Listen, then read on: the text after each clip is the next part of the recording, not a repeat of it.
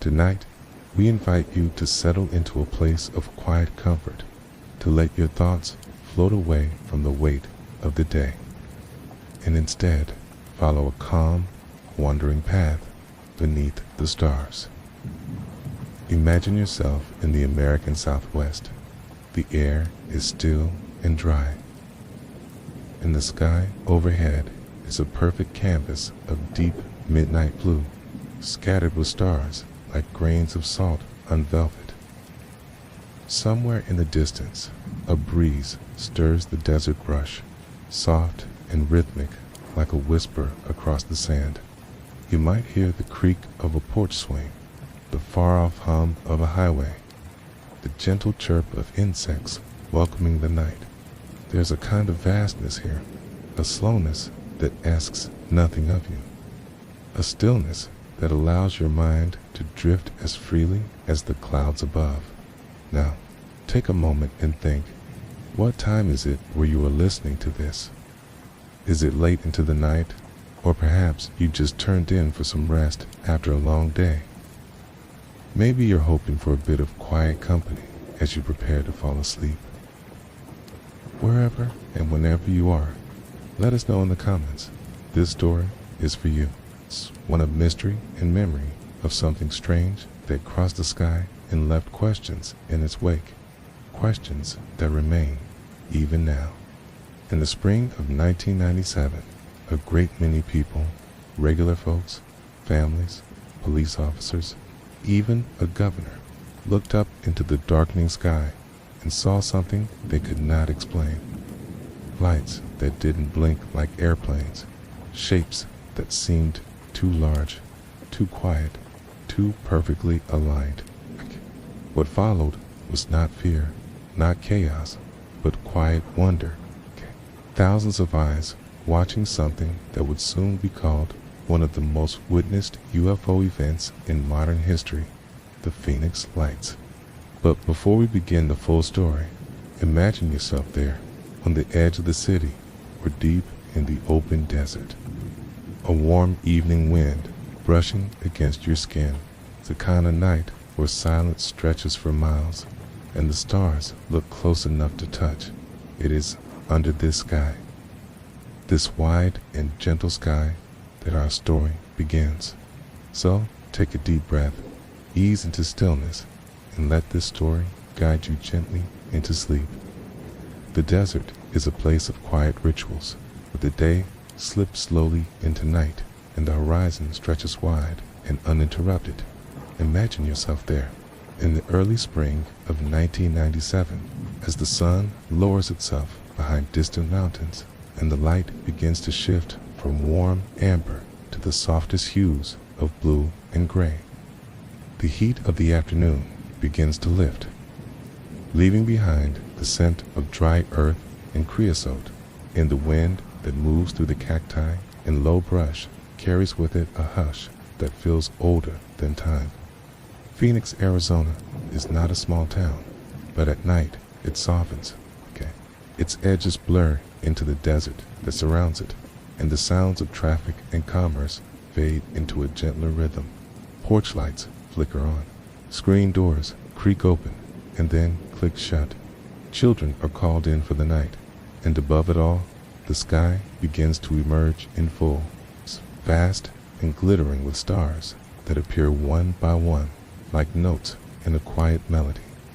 There is something about that sky that draws the eye upward, something comforting in its consistency, and yet something humbling too, for it holds not only the stars, but the possibility of the unknown, and it is under this exact sky that something would appear. Something not violent or loud, but slow and vast and strange. Something that would cause thousands of people to stop what they were doing, step outside, and look up. But before the lights came, there was only stillness, the kind of stillness that blankets everything after a long day. When dogs settle down beside fences and ceiling fans turn lazily above kitchen tables, and the smell of warm pavement rises in waves. Some people were just getting home from work, others finishing dinner or tuning in to the evening news.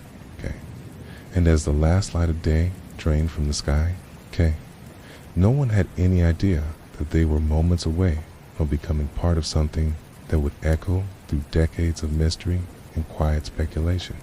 In neighborhoods across Phoenix, in nearby towns like Tempe and Glendale, and even as far as Tucson, people carried on with their evening routines, unaware that a series of glowing orbs, silent, perfectly spaced, and unlike any aircraft they had ever seen, had begun to descend from the north, moving slowly, steadily, silently, as though guided by a purpose no one could see.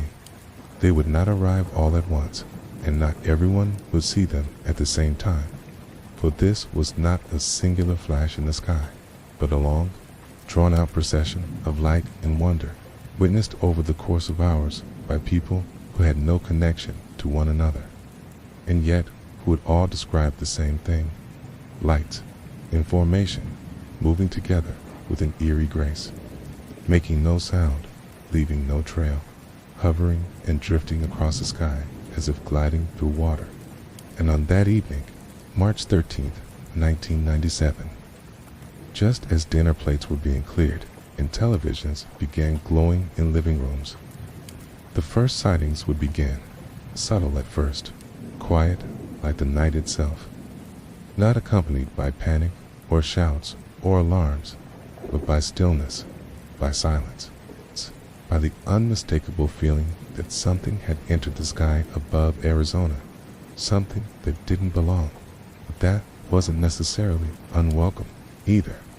For those who witnessed it, the moment did not feel frightening, but instead surreal, suspended, as though time itself had stretched and slowed, as though the desert, with its long memory and silent heart, had paused to observe something it too could not quite name. And so the stage was set, the evening laid out like a canvas beneath the stars. And into that quiet space, something otherworldly would soon appear, not in a flash, not in a rush, but in a slow procession of lights that would drift across the state and leave in their wake not destruction or chaos, but wonder and questions, and the kind of mystery that lingers long after the lights themselves have faded from view. It all began far to the northwest, in the fading light of early evening in Henderson, Nevada, where the sky had turned from golden to pale indigo, and the quiet rhythm of the night was just beginning to settle over the rooftops. The desert breeze moving gently through backyards and alleys, the hum of distant traffic fading like the tail end of a forgotten song. And it was there, in the stillness of that evening, that a man stepped outside, perhaps just for a smoke, or to check the air, or simply because something about the sky seemed to call to him without words. He looked upward, casually at first, and then with narrowing eyes, drawn toward 5 pale orbs of light that glowed softly overhead in a perfect V-shape, not blinking, not flickering, and not behaving like anything he'd ever seen in his life. Their movement was slow and unhurried, their glow warm but subdued, as if they were coasting through the sky on a current invisible to the world below, and yet so present, so clear, so real. Their presence filled the sky, not with noise or color or drama, but with an almost spiritual silence, the kind that settles in your chest and makes you feel as though the world is pausing for something important. They did not rush, and they did not blink, and in that quiet moment, the man could only stand still, watching, wondering, and knowing, deep down, that something unusual had just passed over him, something that would stay with him long after the lights themselves had vanished into the horizon. And as he would later describe them to investigators and journalists, his words were careful and slow. Not frantic, not wild, but thoughtful, like someone describing a dream he wasn't quite sure he had the right to remember. As the lights continued southward, they crossed the state line and entered Arizona's high desert, where the land opens wide and empty, dotted with juniper trees and brush and towns are separated by stretches of quiet road and long, listening sky, and in the community of Paul Dan. Another man saw the formation next, a retired police officer whose instincts told him to look up when something didn't feel quite right. And what he saw above him was the same boomerang-shaped pattern of glowing orbs, moving not like jets or helicopters, but like something suspended, something deliberate and vast and entirely silent.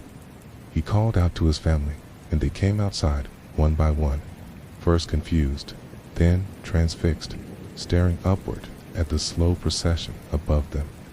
Their yard still, their breath soft in the cooling night, and no one said much because there wasn't anything to say. Because sometimes the words you need don't exist when you're witnessing something that doesn't seem like it should be possible.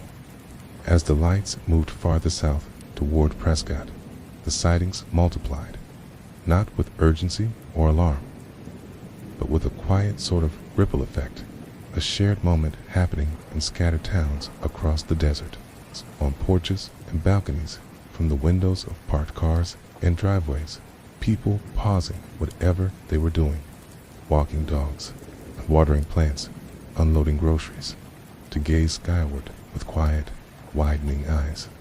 In Prescott Valley, a group of people saw the lights hovering low over their neighborhood, and several described a large, dark shape behind the lights. Something blocking the stars, something massive and slow and utterly soundless. And others weren't sure whether there was anything behind the lights at all, only that they moved in such harmony, such smooth precision, that it seemed they must be connected somehow, even if the connection was invisible to the eye. There were no sonic booms, no jet engines, no blades cutting through the air, only the hum of crickets and the rustle of wind moving through mesquite trees and mailboxes and the roofs of modest homes. And all the while, those lights continued their southern glide, as if they belonged to the night, as if the desert had invited them in for a visit and simply forgot to tell the people living there, in Dewey, in Chino Valley, in Humboldt, in places where the stars feel just a little closer and the darkness falls a little deeper. The sightings accumulated like droplets on glass, quiet testimonies from teachers and mechanics, grandparents and children, none of whom had any reason to lie, none of whom had anything to gain, and yet all of whom spoke of the same thing: 5 or 6 or sometimes 7 lights in a perfect formation, moving together like one being, one presence, one thought stretched across the sky. Some of them reached for their cameras, but the footage was grainy. The light to faint for consumer camcorders of the 1990s, Asa most simply watched, memorizing the details with their eyes, committing them to memory with a kind of reverence usually reserved for eclipses or shooting stars. And even as they tried to make sense of what they were seeing, there was a calmness to the whole thing, a stillness that blanketed the event, as though the lights themselves did not bring fear, but simply asked for attention, for observation, for wonder. Phone calls to the police began trickling in, curious, composed, often beginning with, "I'm not sure what I saw, but ... And dispatchers listened patiently, logging the details without judgment, 'cause strange lights in the sky were not entirely uncommon in Arizona, a state with open skies, military training zones, and a long, quiet relationship with unexplained phenomena. But this was different, and as the formation moved farther south, nearing Black Canyon City in the outer edges of Phoenix's northern suburbs, the sightings grew more frequent, the reports more detailed, and the sensation in the air more noticeable, not like static, not like pressure, but like a sense of presence, as if the sky itself had taken on a new texture, a new depth, as if people were looking not just at lights, but into something. It had been over an hour since the first sighting in Henderson, and the lights had traveled more than 100 miles, never changing speed, never breaking formation, never making a sound. And soon they would arrive in the airspace over one of the largest cities in the American Southwest, where the real mass sighting would begin, and where tens of thousands of eyes would look skyward and see the same silent procession glide overhead in the quiet, glowing dark. By the time the formation reached the edge of Phoenix, Arizona, the day had completely given way to night, and the desert sky stretched wide and deep above the city. A quiet canopy speckled with distant stars, barely moving clouds trailing across it like long, slow brushstrokes on a still canvas, the kind of sky that locals were used to admiring, especially in the spring. When the warmth of the day lingers gently into the evening and the hum of the city is softened by the desert's calm, the lights approached not with any fanfare or obvious disruption, but like a whisper crossing the threshold of a sleeping room. First noticed in the outlying neighborhoods where the city thins into cactus and scrub, and where the horizon is still low enough that one can see the sky almost from edge to edge.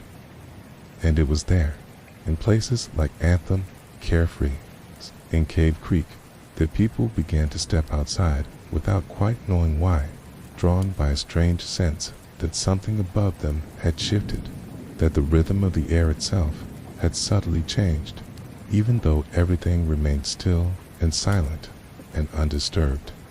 The formation was large, very large, wider than any commercial aircraft, possibly a mile across, and as it moved silently overhead, residents looked up and saw not just 5 or 6 lights, but a distinct V-shape glowing gently against the backdrop of the stars.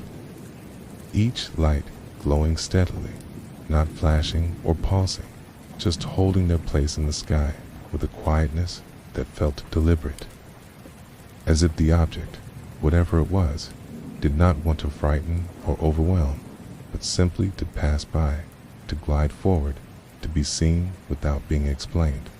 In living rooms, people paused their television shows, the soft flicker of screens casting faint blue light onto coffee tables and carpeting, and as someone in the house would glance outside, maybe to check the porch light, or because a neighbor called, or just because they happened to look up, the call would go out.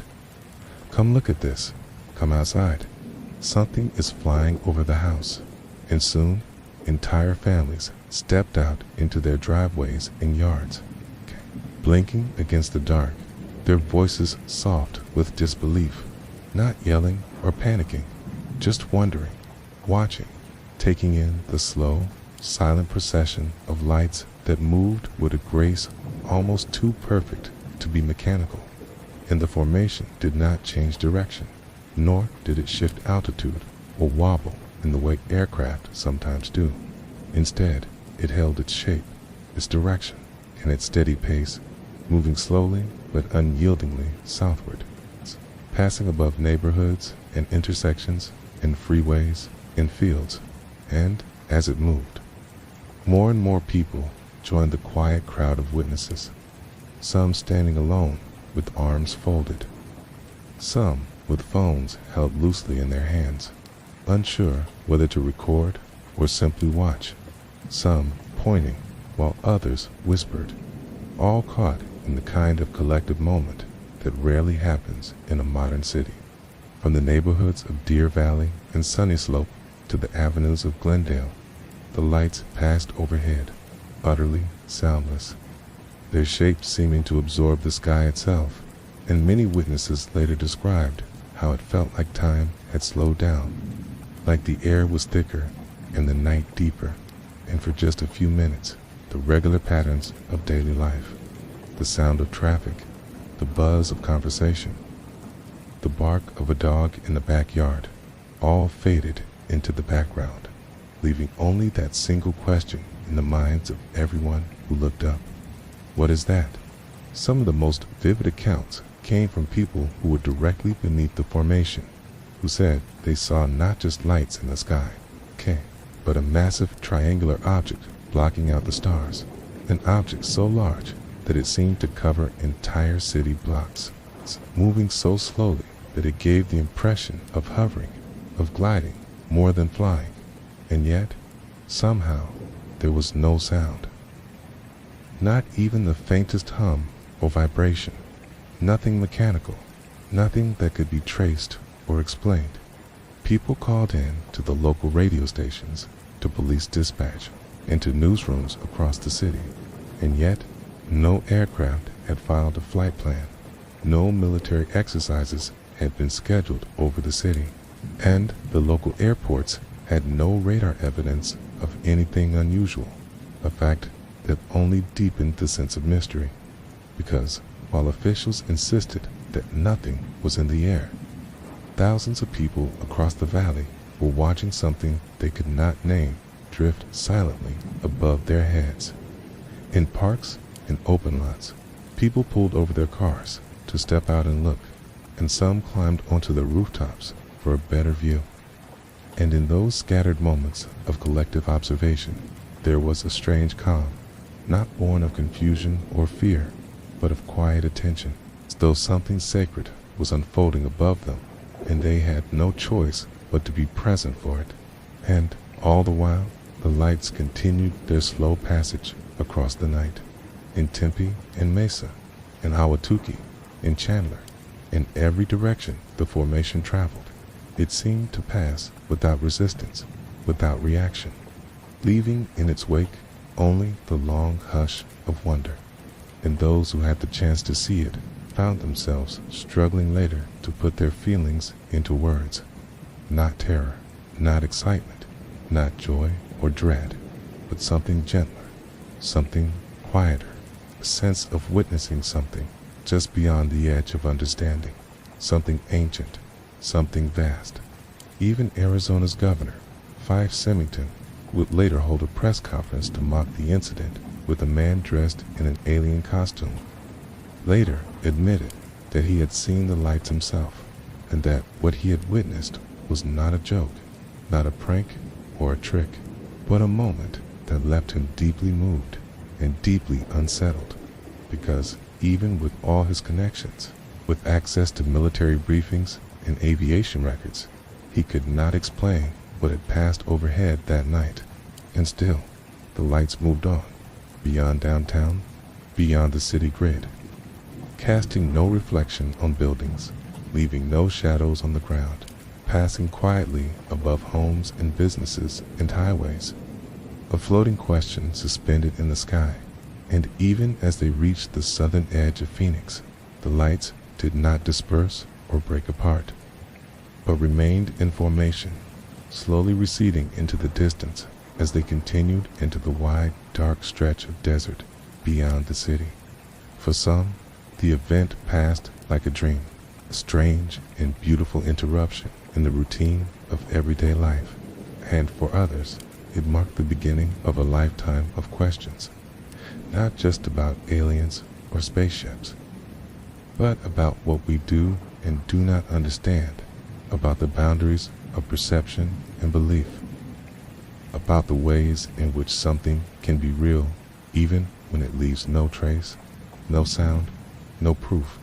And by the time the last of the lights faded from view, the people of Phoenix were left with only the memory, soft and haunting, of a silent object that crossed the sky on a quiet spring night, asking nothing, answering nothing, and leaving behind only the echo of its presence.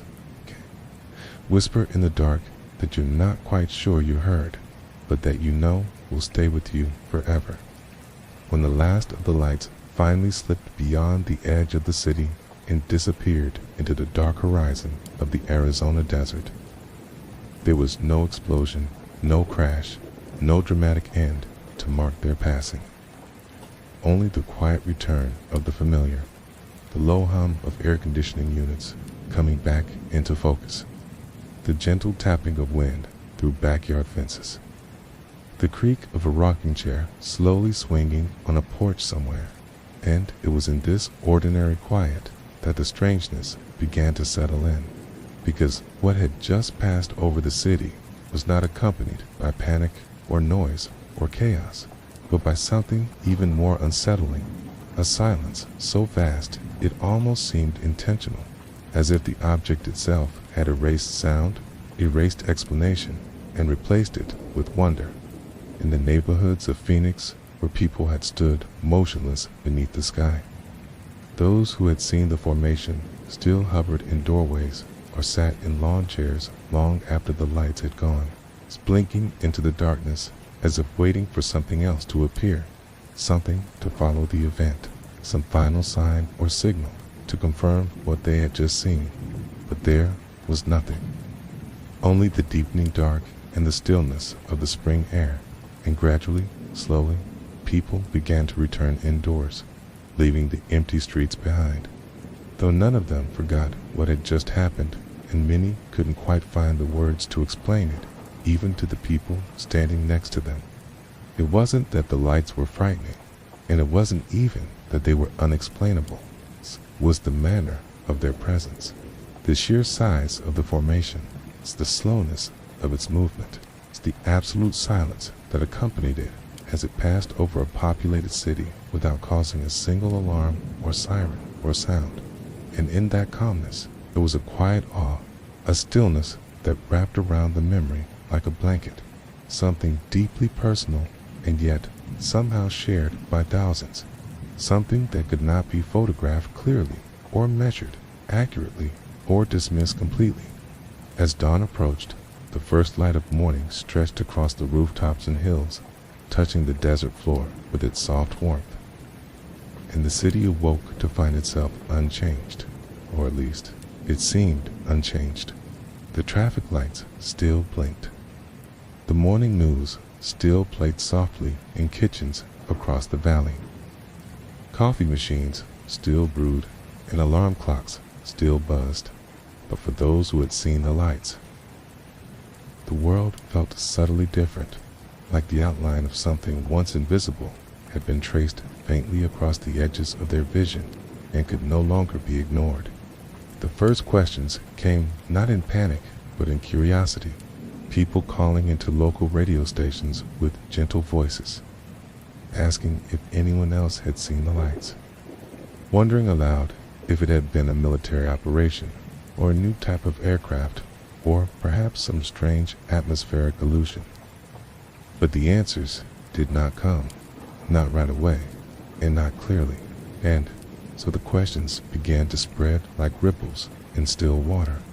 Co-workers discussing it in office break rooms, parents mentioning it during school drop-offs, friends speaking quietly about it during afternoon walks, all of them careful not to sound too certain, but all of them deeply aware that what they had witnessed had not been a dream. By midday, a few local news stations began to acknowledge the sighting, referring to it as a strange series of lights seen over the Phoenix area. But the coverage was minimal. A few minutes during the noon segment, a passing mention beneath other headlines, and no serious investigation was promised. And still, the calls continued. Not urgent, not frantic, just consistent. Hundreds of people offering the same descriptions, same formation, the same silence, the same feeling of being watched, not with hostility, but with observation, as if the lights had come not to frighten, but to witness, to drift through the sky as quietly as clouds on a windless night.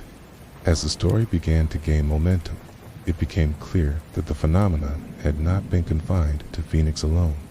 Sightings were reported across the state, from Henderson, Nevada to Tucson, Arizona, and all of them described the same thing, a boomerang or V-shaped formation of lights moving in absolute silence across the sky, lower than any commercial aircraft, without the blinking lights required by the FAA, and untracked by radar or flight records. And this pattern, this consistency, made the story harder to ignore, though many still tried. The local authorities were contacted, and many of them claimed to have no knowledge of the event. The Air Force denied having any exercises in the area that night, said air traffic controllers at Sky Harbor International Airport reported nothing on their instruments. No anomalies, no flights, nothing at all, and yet thousands of people had seen something with their own eyes, had stood in yards and driveways and balconies and watched it pass, and the contradiction between what was seen and what was officially acknowledged created a kind of vacuum, a silence, not just of sound, but of explanation, a gap in the narrative that no one seemed willing to fill. This silence did not produce outrage, at least not immediately.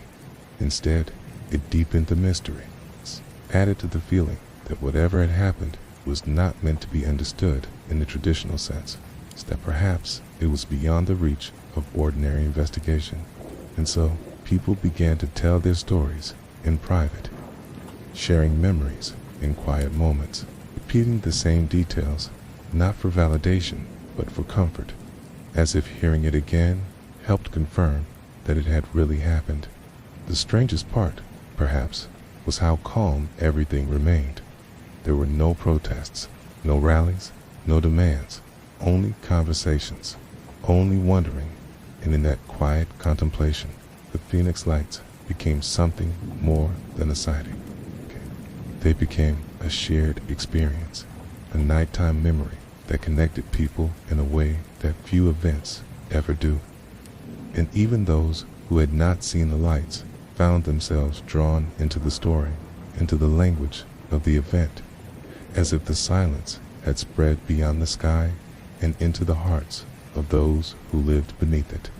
Governor Fife Symington, days after the event, stood before a press room and introduced a man dressed in a silver alien costume, joking that they had found the culprit.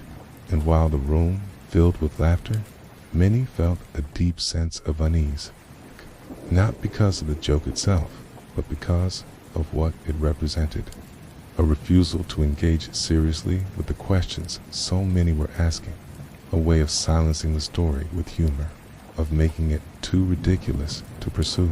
And though the moment passed quickly, it lingered in the minds of many, and years later, Symington would admit that he too had seen the lights, that he had stood on his patio and watched the formation glide overhead, and that it had left him shaken, convinced that what he had seen was not of this world.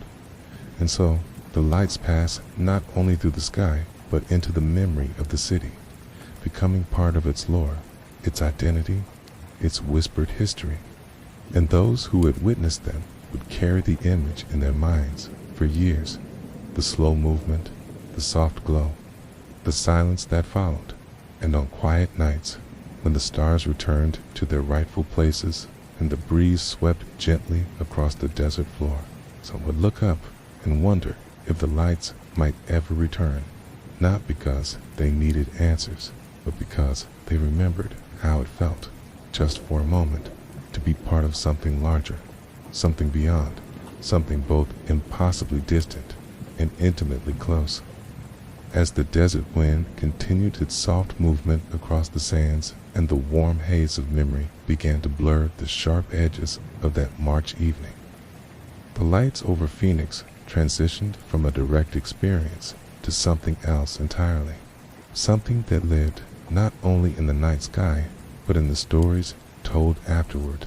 The stories passed from one person to the next. It's told in kitchens and coffee shops and car rides, told over phone calls and radio waves, and eventually across television screens and online forums. And through all of these channels, the lights continued to shine, even if only in the imaginations of those who had not seen them firsthand. It didn't happen all at once. This shift from local event to national mystery, it unfolded gradually, like the slow reveal of stars as night deepens.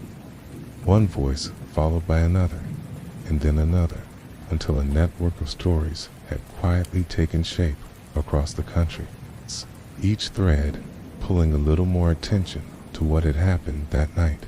And though major news networks were slow to pick up the story, slow to lend it weight or time or curiosity. The story still moved forward, driven not by institutions, but by individuals, by witnesses and seekers, and those who simply couldn't stop thinking about what they had seen or what they had heard.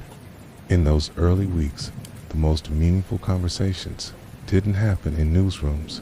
They happened on airwaves that reached into the late hours, when programs broadcast in the quiet of night.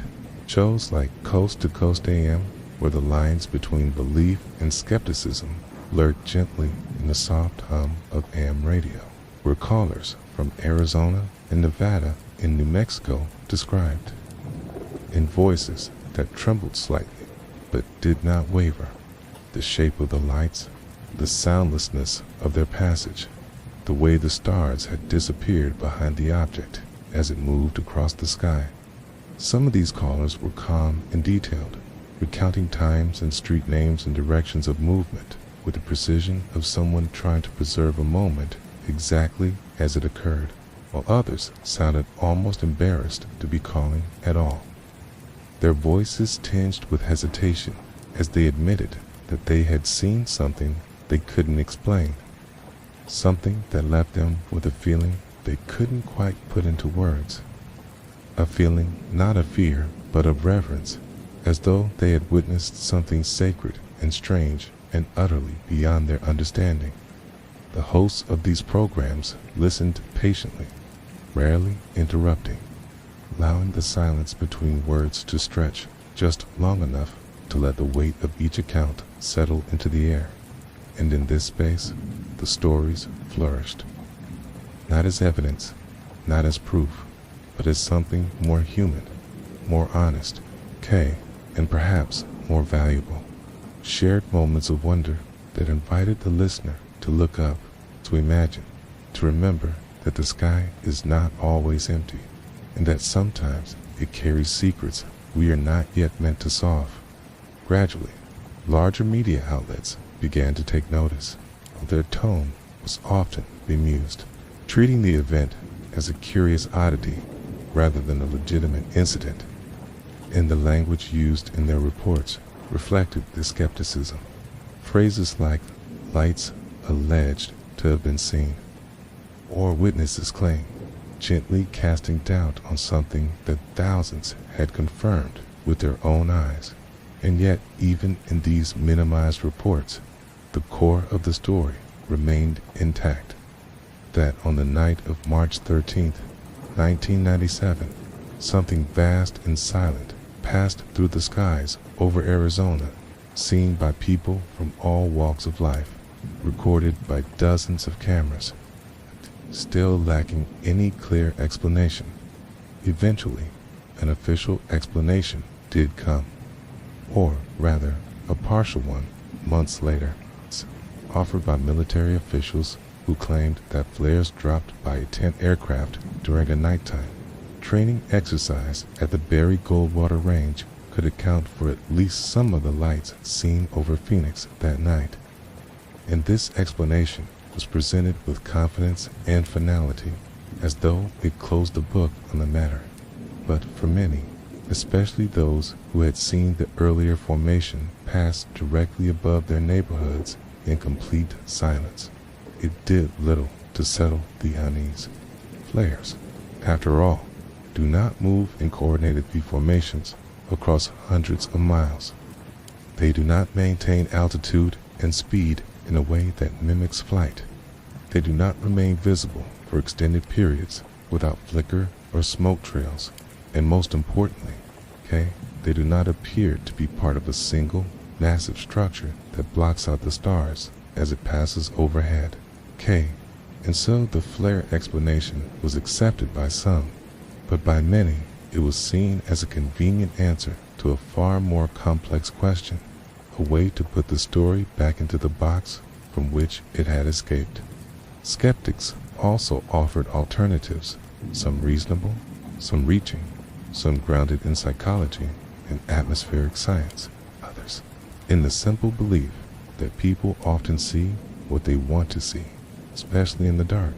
And these voices were important too. Not because they debunked the event, but because they reflected the spectrum of human response to the unknown. The way we seek patterns and answers and narratives to hold on to when faced with something that defies classification. And yet, despite the denials and the jokes and the official explanations, the Phoenix Lights continue to grow in presence, not as a headline, but as a legend, carried in the memory of witnesses, discussed in quiet circles, revisited on anniversaries, explored in documentaries and podcasts and late-night conversations, where people shared not only what they had seen, but how it had made them feel. Because more than any theory or explanation, it was the feeling of the event that lingered. The stillness, the vastness, the sense that something was overhead that did not belong to any known world. And as the story moved through time, it gathered layers, like sediment settling on the floor of a quiet lake. Stories layered upon stories, interpretations upon interpretations, and still, at the heart of it all, was a single moment in the desert night when something passed overhead and changed the sky, changed the people beneath it, and left behind a silence that echoed far longer than the lights themselves. Even as time moved on and the desert skies resumed their quiet, unbroken rhythm, the Phoenix Lights did not simply fade into obscurity or become another forgotten footnote in a long archive of strange sightings. Instead, they remained suspended not only in memory but in culture, in conversation, in quiet whispers and late-night retellings, their presence expanding outward like ripples on a still pond, touching not only those who had witnessed them firsthand, but also those who came to know of them secondhand through stories, documentaries, interviews, or fleeting mentions in the soft hum of a radio at midnight. For those who had been there, standing beneath that massive V-shaped formation as it glided above their homes, the lights became a kind of quiet landmark in memory, a before and after etched in the stillness of the night sky. And no matter how many years passed, the sensation of looking up into that deep, dark sky and seeing something so vast, so silent, so unlike anything else never really faded.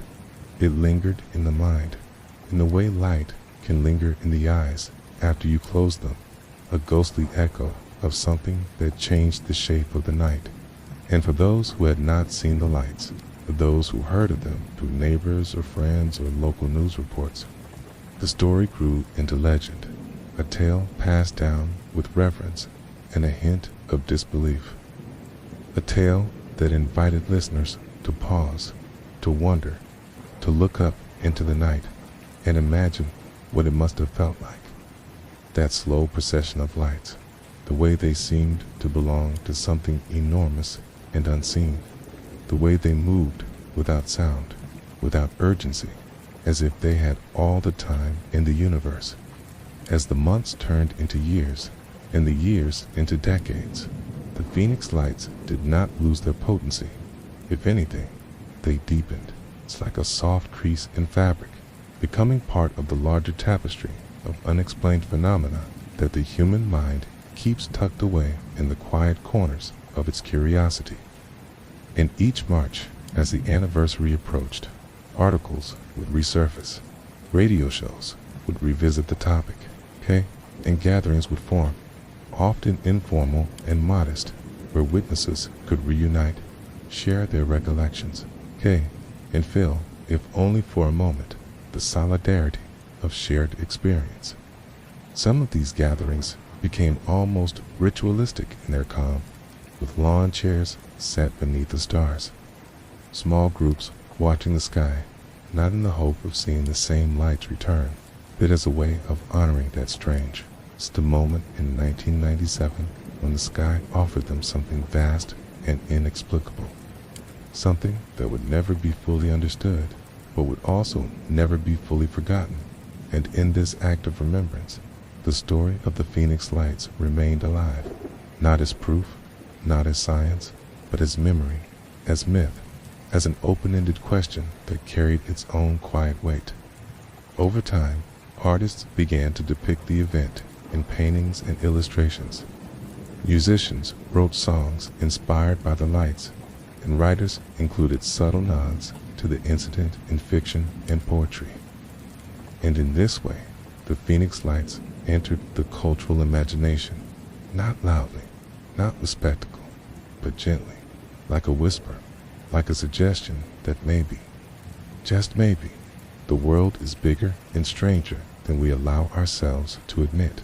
Hey, and that maybe the sky is not always empty, not always ours, not always silent, and in quiet living rooms and sleepy classrooms, in libraries and online message boards, the lights continued to be discussed, not always seriously, but always with interest, because even those who dismissed the event as misidentified flares or military activity couldn't quite let it go, couldn't quite forget the scale of the object described, the consistency of the testimonies, the emotional resonance in the voices of those who spoke of it, not with fear, but with awe. Even some skeptics, those most committed to rational explanation, confessed to feeling a strange unease when reviewing the footage, when hearing the cadence of witness accounts, because while they did not believe in extraterrestrial visitation, it did believe in human perception, and something about this incident, its scope, its silence, its resistance to conventional explanation, remained unsettling in a way they could not fully dismiss. Government officials, too, had their moments of reflection, some later admitting that the event had never been fully explained, that while military exercises could account for certain sightings, there remained gaps in the timeline, inconsistencies in trajectory and altitude, and unanswered questions about the size and coordination of the formation. And in their quieter moments, even those charged with offering explanations sometimes admitted with a small shrug or a tired smile that maybe the truth was simply unknown. And perhaps it was that unknown that gave the Phoenix Lights their staying power, their strange beauty, for in a world that increasingly insists on answers and definitions, the lights stood as a quiet rebellion against certainty, a reminder that the universe is not a solved puzzle, but an unfolding story, and that some chapters are meant not to be read, but simply to be felt, to be remembered, to be whispered in the quiet moments before sleep. So even now, as you lie back, letting your eyes drift closed, letting the last remnants of your day fade into the hush of night, you might find yourself thinking about that evening in 1997. It's about the people who looked up and saw something they could not name, and how that moment lives on, not in news headlines or scientific papers, but in memory, in wonder, in the way the heart stirs when it encounters something both beautiful and inexplicable. And in this way, the Phoenix Lights continue to shine, not in the sky, but in the stillness between thoughts, in the hush of late-night air, in the quiet understanding that the unknown is not our enemy, but our companion, and that sometimes the most comforting thing of all is to know that we do not have to understand everything in order to feel connected to it, that we do not need to solve the mystery in order to rest within it, gently, peacefully, as sleep begins to take hold. And now, as your eyes grow heavy and your breath softens, let the final thoughts of this story settle over you like a quiet night breeze. Let the uncertainty of the Phoenix Lights wrap itself gently around you, not as something to fear, but as something to wonder about. Something to cradle gently in your mind as you drift further into sleep. A story not anchored in answers, but in the beauty of questions that float just beyond reach, like stars at the edge of vision. Think of the thousands of eyes that gazed upward on that night in 1997, each carrying its own hopes, worries, distractions, and moments of stillness, all drawn together by a quiet anomaly in the sky. A silent arrangement of lights that invited no panic, made no noise, but asked, instead, only to be witnessed, to be seen for what they were, and perhaps for what they weren't, and what they might have been. In that moment, for those who stood on sidewalks and driveways, those who turned off their televisions and stepped outside, the night became something sacred. It's a shared stillness that continues to resonate long after the lights themselves have faded, long after explanations have come and gone, long after the dust has settled back into the Arizona ground, and in that echo, the mystery lives on, soft as moonlight on sand. So as you drift deeper now, past memory, past thought, into the calm current of sleep, allow yourself to carry that quiet sky with you, to imagine the cool desert air on your skin, the way the breeze moves gently through the branches, and above, a sky just dark enough to hide the edges of wonder, just fast enough to hold the unknown without fear, to hold it gently like a question that doesn't need an answer. Let yourself walk a little further into that desert night, unhurried, safe, with only the stars to guide you, and each step brings you closer, not to a revelation, but to a kind of peace that comes from simply being present with mystery, from not needing to name it or solve it or hold it too tightly, but simply to let it be and to be with it, quietly, calmly, completely. The Phoenix lights are gone now, but their glow remains, not above us, but within us. A soft hum of possibility that flickers behind closed eyes. A story passed gently from one night to the next, told not for proof, but for comfort, for the quiet assurance that we do not know everything, and that in not knowing, there is room for wonder, for awe, for dreaming. And so, dear listener, may your night be long and restful. May your sleep be deep and kind, and may the stars you carry within you continue to shine, not brightly, not urgently, but steadily, like distant lights across a desert sky, lights that ask nothing, demand nothing, but simply are, a reminder that the universe is wide and soft and strange, and still full of stories worth hearing in the hush between wakefulness and sleep. Good night, and may you drift gently, peacefully, into the quiet places where wonder sleeps.